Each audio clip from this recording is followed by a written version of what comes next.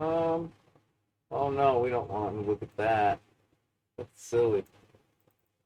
Here, can we see that? Yeah, that's better.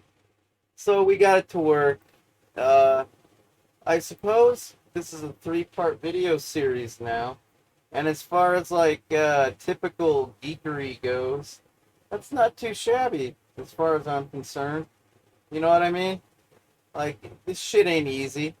Geeking, like even adjusting my camera ain't that easy, right? Hey, it's me, JJ from Bright Idea Records. In our last video update of this fun little process, this is practically an advertisement for what they call the Romulator, made by Sector 101 over in Europe. I think it's like Ireland. I think that's where this comes from. It's pretty badass. It's basically, hobbyist. Like, a lot of people worry about piracy because it is a very serious topic when in terms of intellectual property, and that, just what is it to have an original idea in this world, right? Well, that's a damn good question.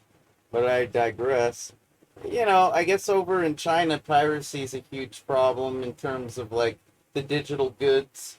And I mean problem in that they don't have enough. It's like they can never get enough, you know? Those lucky bastards. I remember when I was a young man, I'm this tall, and I got to go to Nogales, Mexico for the first time, and I saw all the knockoffs, or what most people call the counterfeit goods. Like the Gucci, Fendi purses that the women love so much, or whatever. I don't know. I mean, maybe those brands have fallen out of favor with the people that have fashionable purses. But there was the fashionable Nike tennis shoes and Reeboks, and the fashionable what were some of the popular T-shirt brands at the time? I don't know, but none of them were authentic. Anyways, and that's not really what this is at all. Because the fact is I'm a broke ass, and like I could never afford to buy all of the. I could never afford to collect all of them. Like, you know what I mean? Even if I wanted to. Like a lot of times, like piracy, if you think about it as like a social ailment or whatever, like a thing to be, you know, shunned and oh, hate the wares kids, right? It's like, if they can afford to buy the shit, then yeah, it's a pretty despicable act, right? And like a lot of times if you go to like a forum, like I'm not a big forum person because I hate people, I think at my core. I think I just suffered too much abuse at too early an age to ever get over it. But I do have a few good friends, don't get me wrong. I think they've suffered quite a bit of abuse too. We got that. It's like we get to unite in our hatred of the masses. But if you go to a forum every once in a while looking for shared information, like sometimes if a person so much as utters the word cracked or pirated or what have you, they'll say, "Oh, you're banned," or "Don't bring that up. You're gonna get banned from the forum."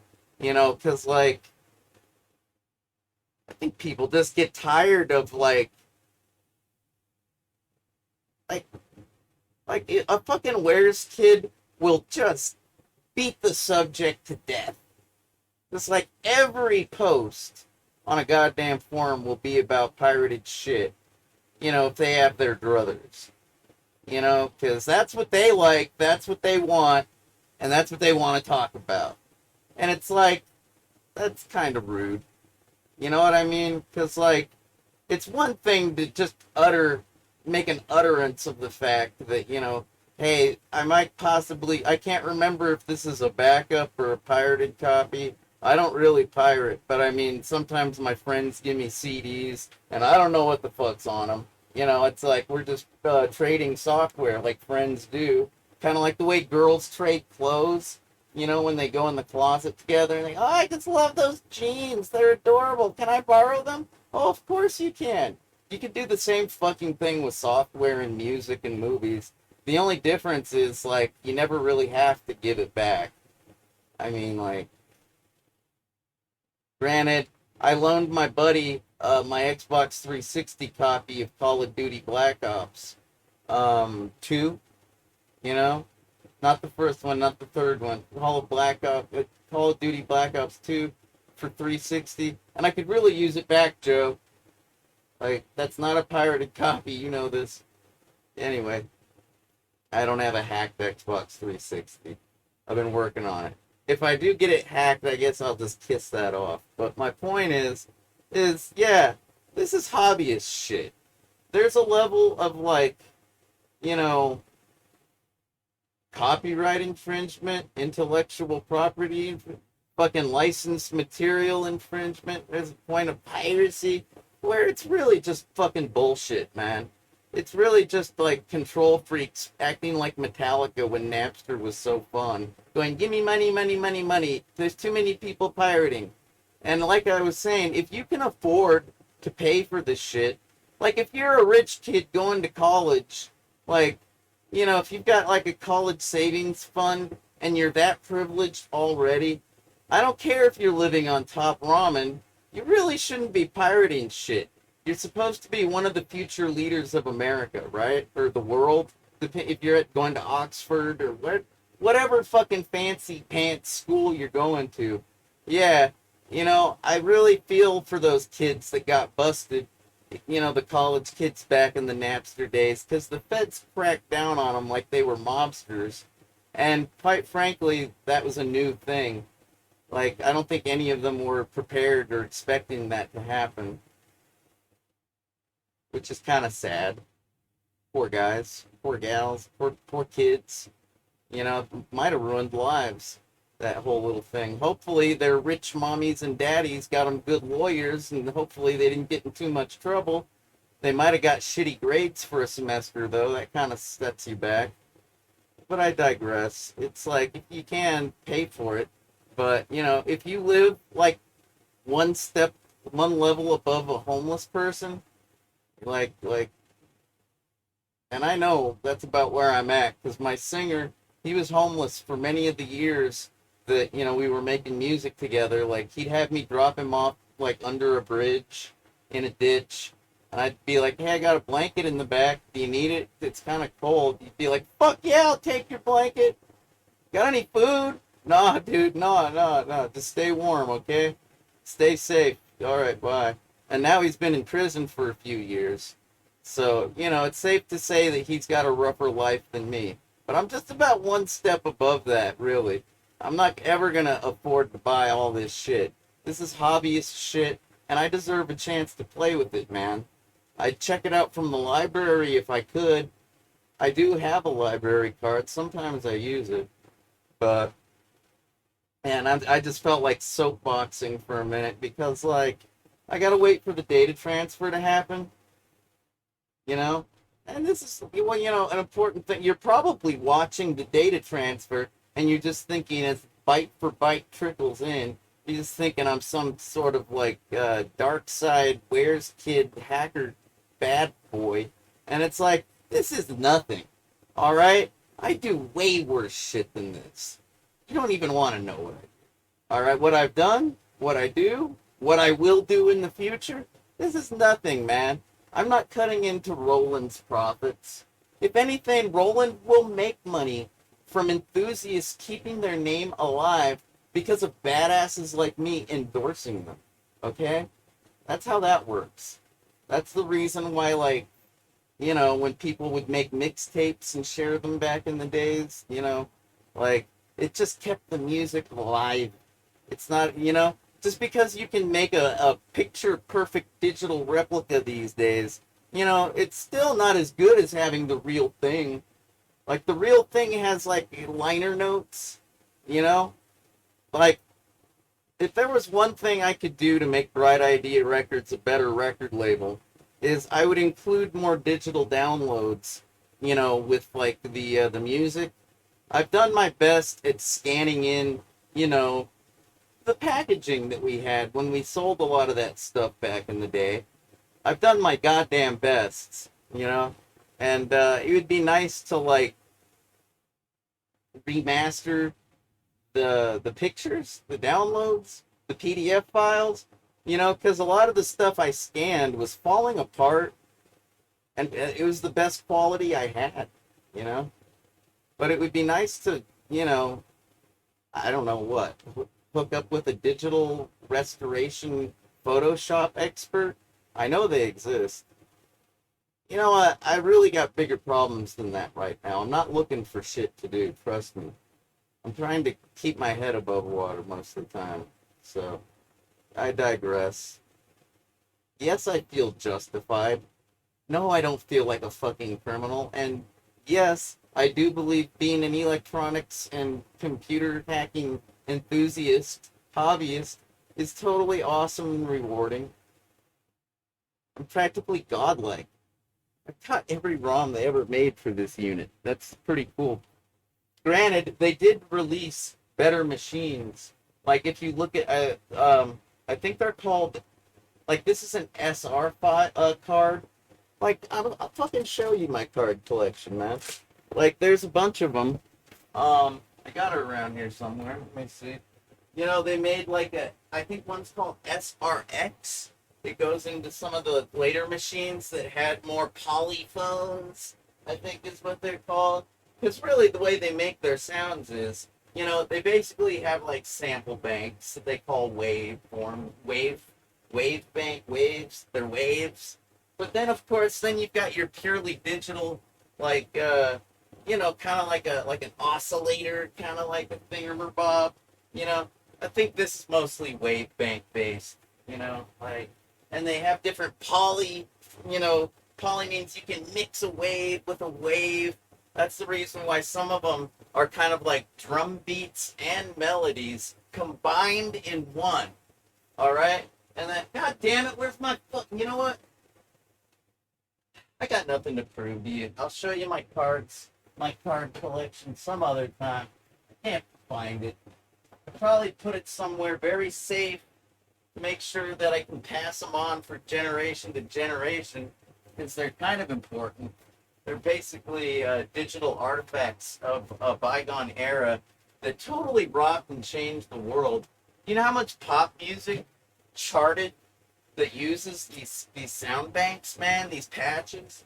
This is literally historical electronics of a very supreme nature. Like, I know a lot of you get a kick out of, like, owning a Commodore 64, which is totally badass, actually. Or, like, an actual 8-bit Nintendo NES. It's a lot of you people like that. You get a kick out of owning a Genesis. Maybe, like, I personally got the computer that was on Matthew Broderick's desk in War Games with all the little switches. I picked that up for $20, like 20 years ago, 25 years ago. I think it's worth like $6,000, but only if you like restore it and get it working. I don't know, man. I think somebody on eBay had one for $15,000. I digress. No, I'm not done. No, mine's not exactly like that, but it was made. It's like an IBM PC compatible. The difference between a Compaq and a Dell and an IBM, basically, it's kind of like that. Because mine was made locally, but it is the exact same model that Homeboy's using in War Games, and I know how cool that is. But this is pop culture shit. This is even more important. Want to check it out? I want to check it out and see what sound effects are on here. I actually found my goddamn MIDI cables. I was looking in a box, trying to find, I think I was looking for this game controller, actually. And I fucking found the MIDI cables. So I can actually be a little more functional than I was earlier. I know, I'm such an embarrassment, right? Not really. I just don't have my shit together, people. There are periods of time when I totally have my shit together, and it's usually when I have the right chemicals in my bloodstream, the right amount of dollars in my bank account, the right person on my arm, if you know what I mean, and basically the right living situation, maybe like, the right level of cleanliness and organization in my, yeah, you know what? I'm not making excuses. I'm just telling you what it's like, people. I've been low and I've been high. I've smoked the finest blunts. To have the how does that song that Everlast made? You know, oh God forbid you ever had to walk a mile in its shoes. Then you really might know what it's like to sing the blues. Oh God, if you ever had to walk a mile in her shoes, then you really might know what it's like to have to choose. It's like that kind of shit. Basically, I don't make excuses.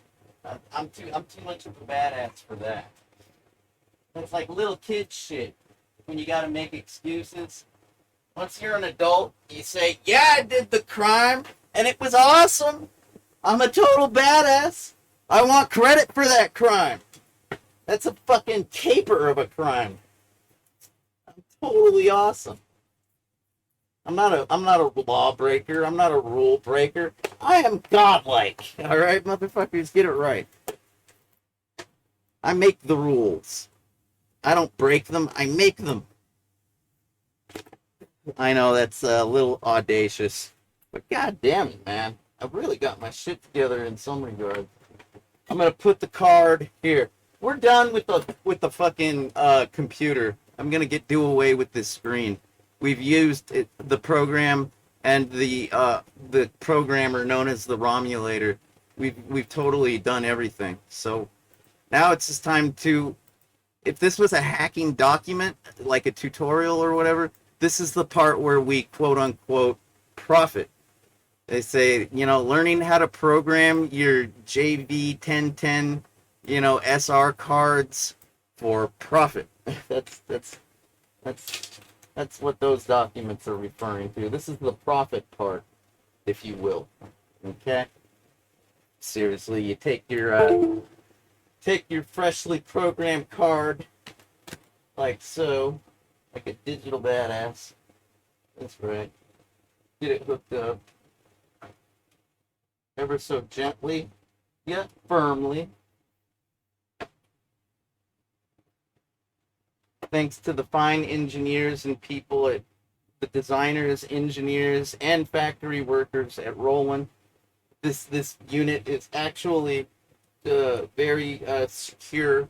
You know, with these little pegs that twist and lock the card into place. You can rest assured that no matter how much you wiggle, jostle, shake, or otherwise mishandle your unit, the card is not going to become dislodged. There's actually a way more better tool to use to turn those pegs, a little plastic thing that if you can actually get one, like, that's pretty, I wish I had one of those. That's some vintage era junk I deserve, because I'm actually doing it. I should be using the right tools, damn it. That would be only proper. But I don't care. I'm just gonna do what I gotta do here. I don't care. Do I look like I care? Do I look like I care? Give me a break, people. I don't care. I'm just trying. Just trying things. Just trying things. Actually, I almost care. I'm pretty eager to try this out. I'm practically ready to forego this whole process of the screwing with the screws and the lid and the whatnot. I'm almost eager enough to forgo that process. But I'm not a total idiot. Alright? I'm gonna do it. Alright? You gotta be a responsible boy with your toys, or whatever. You know what I mean. Because if you're not, you're gonna lose your toys. It's only inevitable, right? You're gonna fuck up if you fuck up. So don't fuck up, okay? That's my advice to you. It's good advice. I'm looking out for you when I say that. You're gonna fuck up if you fuck up, so don't fuck up. Alright? That means, yeah, put your lid back on nice and proper. Don't operate the unit without the goddamn lid properly affixed and attached. That's just reckless behavior. Might as well go drinking and driving while you're at it. Goddamn. Safety first, right, people? People like to talk about their favorite kinks and fetishes and turn-ons. You know what really gets them wet and juicy? You know what gets me wet and juicy? Security. That gets me so hard, man. Like when I'm somewhere and I'm feeling all like safe and crap, I'm totally ready to bang. Like when that happens, it's a fetish. I like feeling secure. Does that mean that protection turns me on? Not necessarily. I mean, it's good to have as an option. It does certainly, having a condom and the whole topic of safe sex, it does help bring up the topic of sex. Like if you have the actual physical, thing that I'm describing, hell, anything from a diaphragm to a dildo to a fucking condom, it all kind of could make humans start to talk about sex, baby. Let's talk about you and me and all the good things that could be. I think they used the JV10, these Roland sound samples. I think they used that, or Salt and Pepper in that classic, hip hop song from the era known as the 1990s. Yeah, I'm pretty sure that has some Roland patches. If you know what I mean. I think you know what I mean. You've been watching these videos, right? You totally know what I mean. Alright, I gotta get this plugged into my guitar. This is the only MIDI controller that I have in this room right now. So if you think I'm trying to, like, show off my fancy guitar setup, I mean, like, I guess. I'm really trying to demonstrate the card. This isn't even a musical card, alright? So, like, I'm really just trying to have a controller to control with. And this is the only one I got. Oh man, my MIDI connector was kind of all bent, like wiggity wiggity black. Goodness, it's all right. It's all right. I got it. I got it. This was all like, I don't think it's supposed to look like that ever. No big deal. No big deal. You know how many connectors I've broken and fixed and broken and fixed? How many Cat 5 cables I've made from nothing except crimpers, plastic ends, and twisted pair? Shit, man, that's no big deal. I don't worry when I break things. Not anymore. That's childish. To worry when you break things? Worry about breaking things? When you're as broken as me, it seems very childish to worry about breaking things. You know what I mean? Like, if I was so worried about breaking things, I might have to admit that I'm inferior because I'm broken. And I actually refuse to admit that. That's like totally... What am I talking about? I don't know, man. It's June of 2023. So come around July, end of July, August, it'll be the 20-year anniversary of my goddamn rollover that ruined my life, that broke my body, mind, and spirit. So I think that's what I'm talking about. I'm not going to admit that being broken has anything to do with anything. It's just an attribute and nothing more. It doesn't define anything. It is merely an attribute, like having brown eyes instead of blue, like having blonde hair instead of black. It's like I am broken instead of normal. Big fucking deal. It doesn't really make a goddamn difference. Except when I don't have enough medication, really. But you know what? I'm not dying. I gotta do something with my time. I gotta do something. It's like, I'm not dead. I don't have enough medication. Yeah, it's a fact. It fucking sucks. Hey, you know what? Fuck it, man. I'm here. I gotta do something. My neck hurts. I don't even have... I should be drinking. That's a pretty good painkiller. I really should. I just wanted to be focused for the programming of this thing. But now, once this is set up, I'm totally gonna get another cocktail. I haven't even made a cocktail since I woke up. This is some leftover stuff that's all watered down, and I'm not even drinking it.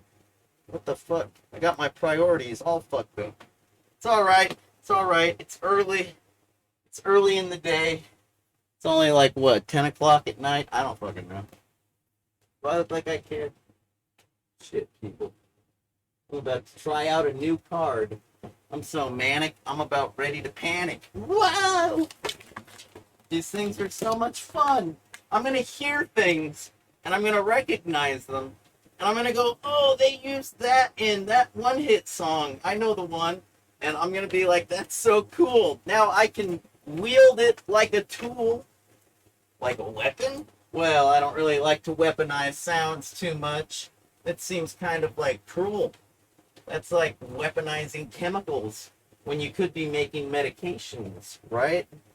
No, I don't like to think of these sounds as weapons. Granted, if you ever listen to Public Enemy, you know those guys, they do kind of make the weaponized music, if you know what I'm talking about. And that's cool, man, because in Arizona, we had a governor called Evan Meekum, and he didn't even celebrate Martin Luther King Day.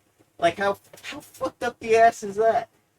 And I'm saying, I think those guys were writing songs because they were feeling a little fucked up the ass, and they didn't want to be.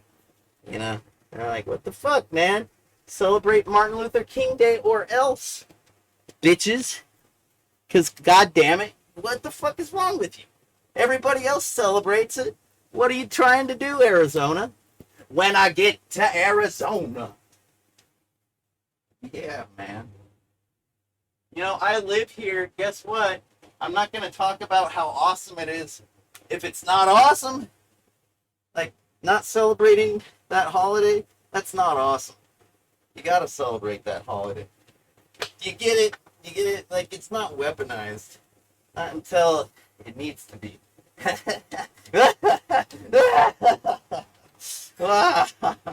Alright, I think we got this under control. Here, I should probably get a better camera hooked up, right? Whatever, man. This is my PlayStation camera. It's Sony. It's got Sony guts. I'd probably prefer Roland guts, but, you know, it all comes from Japan. It's good enough, right? I know, I'm so racist. That's such a generalization, JJ. You sound so ignorant when you say things like that. I'm just joking! Come on, man. I know that, like, I bought Tozai videotapes before. I know not every Japanese brand name is awesome. Those videotapes completely suck. Like, give me a break, you guys. I'm just joking around. It's fun. You ever tried joking around? You might like it.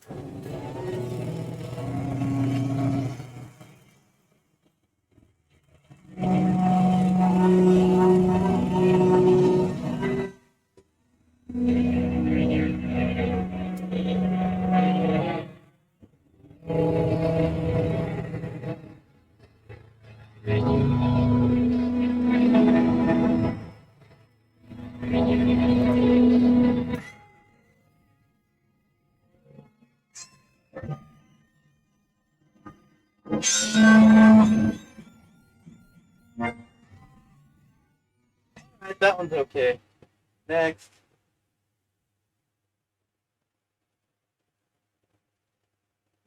Oh, come on. I want my button to work. This little button usually makes the control. Oh, that's because I'm plugged into the pedal. And I have to use the pedal to interface with the JV. You know what I mean? I have a guitar. My guitar has a special connector of high density pins, you know, for extra data transmission. So I got to hook up to that pedal, and that pedal has to output to the actual box that we program. Does that make sense? That's why it's a little bit cumbersome. It's all right.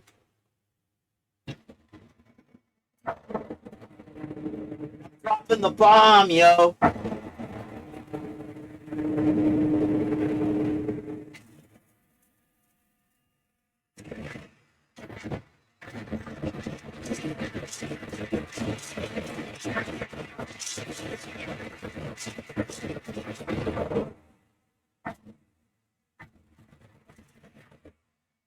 Yeah, this is fun.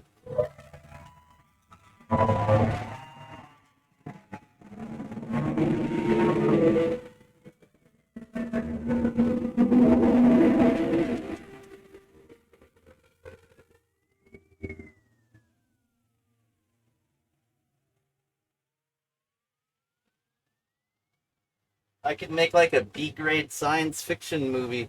Okay, C-grade. I could make an F-grade science fiction movie opening with that sound. With my budget and resources.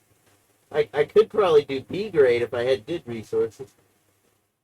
I digress. I'm not trying to be serious right now.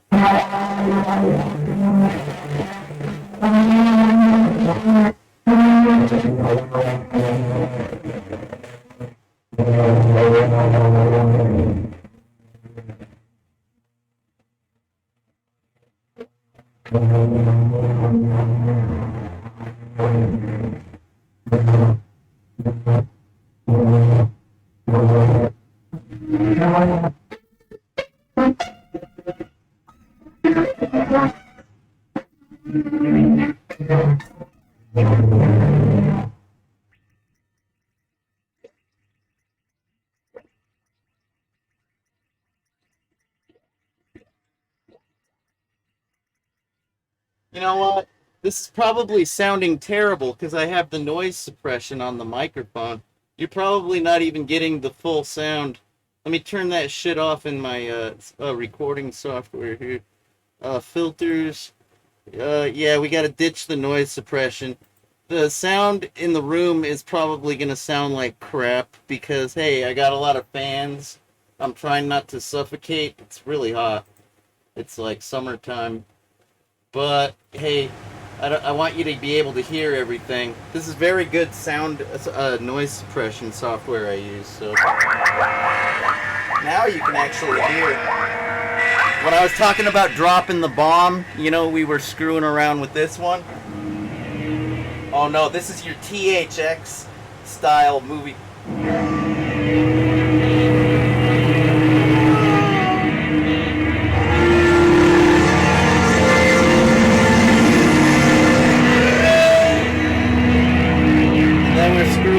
With is this the that's dropping the bomb.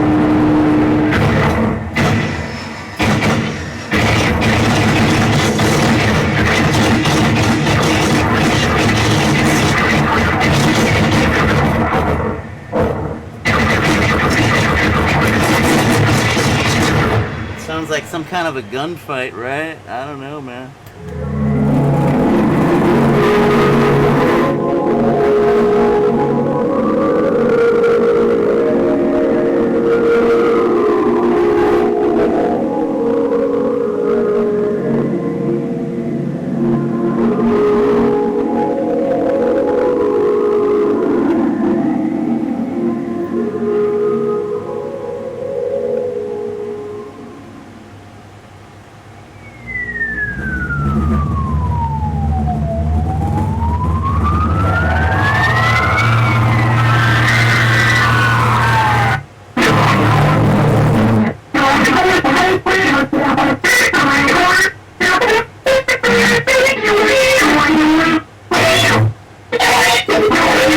That's a little abrasive, but if you need something abrasive, that would be perfect. I'm turning knobs. I'm tuning in Tokyo. Tune in Tokyo. You remember that one, right? Everybody was saying that one, like, back when everybody was saying Audi 5000. You grab your nipples. Tune in Tokyo. Audi 5000, bitches. Yeah, we were so good to each other back then. Yeah.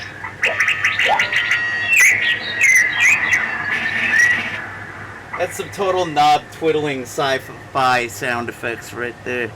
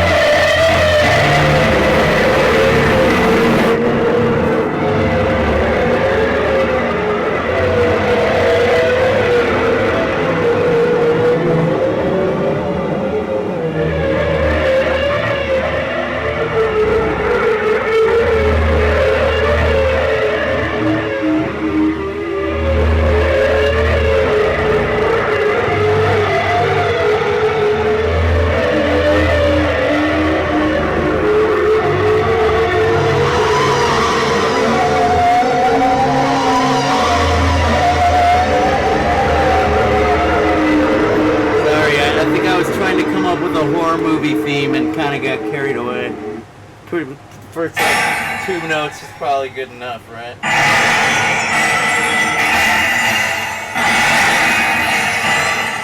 Man, that's a lot of racket. Mortal Kombat!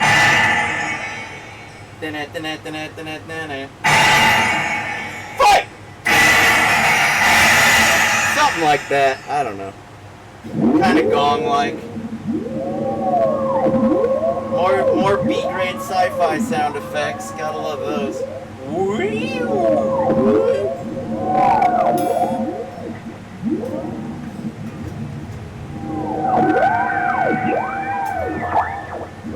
You kind of got to get the octave in the higher frequency range, because the low tones.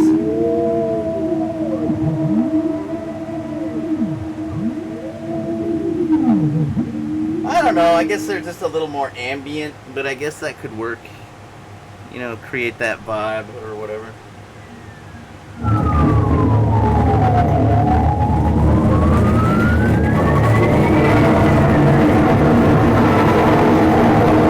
Boy, they got some real noisy ones.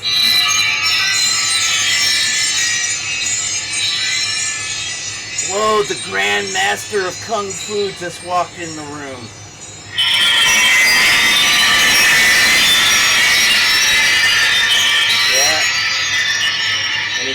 And the Grand Master of Kung Fu as a person that carries around a big clanky wind chime everywhere they go, just for dramatic effect. It's pretty cool. That's what happens when you become a total badass. You get to hire like an intern or somebody, an apprentice, whatever. Just walk around with a wind chime, and every time you walk in a room, or they do that. Whatever the hell that was. I got scared.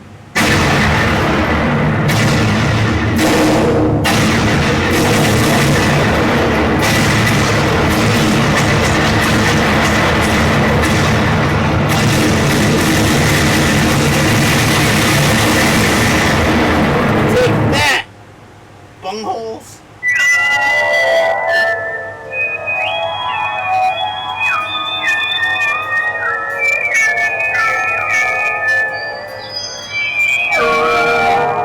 I'm going to try and check out some of the later banks, because I'm not going to go through every one with you. I'm sorry.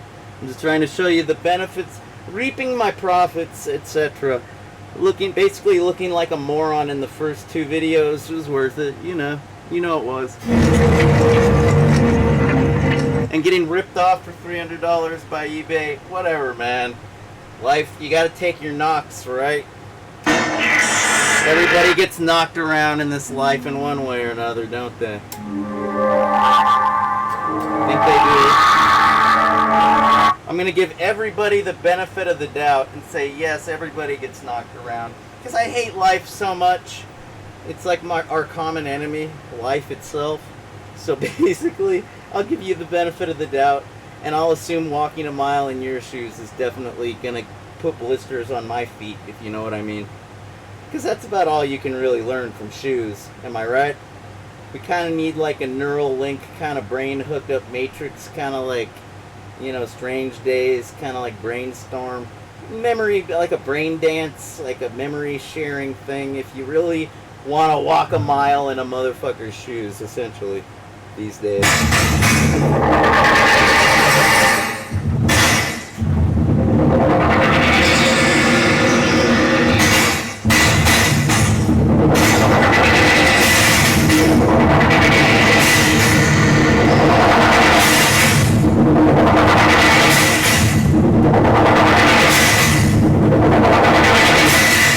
I kind of like that. It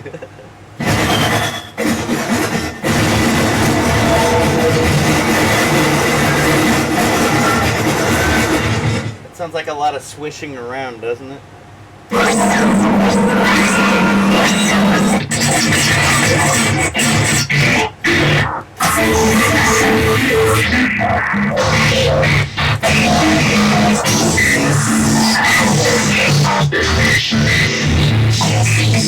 Kind of reminds me of some other arpeggiators I've heard on previous cards, but it's a little different.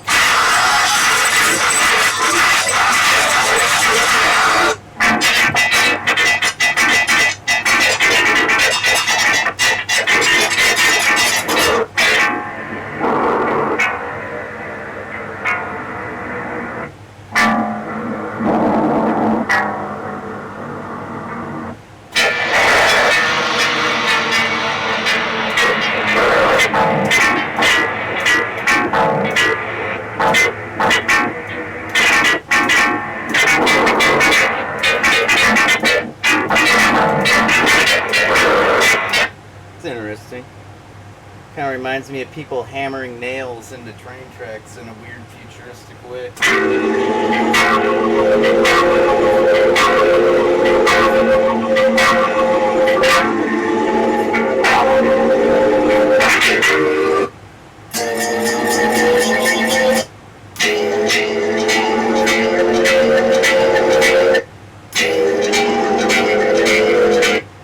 Sometimes you can find the middle C of the patch, if you know what I mean. Like these, all these samples or waveforms, they go in a natural state, you know, which is kind of what the middle C is. It's like it's the starting point, and then whether you go higher or lower in terms of pitch, octave, what have you, yeah, it's kind of like a raising of the modification of the middle C, kind of the root point, you know. A lot of times it is actually middle C with these samples.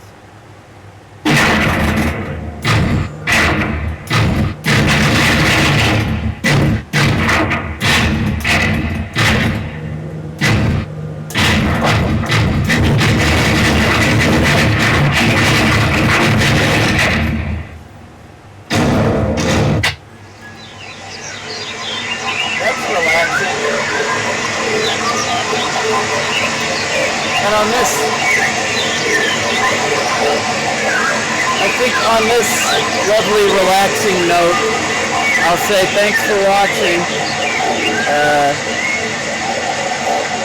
See you later.